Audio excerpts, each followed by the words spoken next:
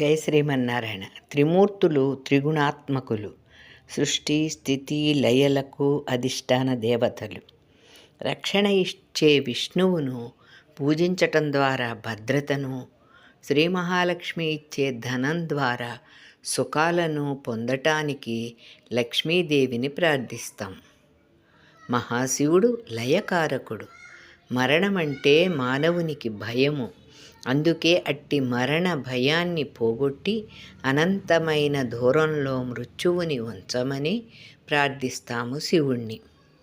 బ్రహ్మ సృష్టించేవారు. మనల్ని ఎప్పుడో పుట్టించేశారు. మళ్ళీ ఆయన్ని అడగటానికి ఆయన దగ్గరేముంది? అందుకే బ్రహ్మను పూజించటానికి ఎవరు ముందుకు రారు. కానీ మోక్షమనే పరబ్రహ్మ దర్శనము సిద్ధించేది బ్రహ్మవరం వల్లనే.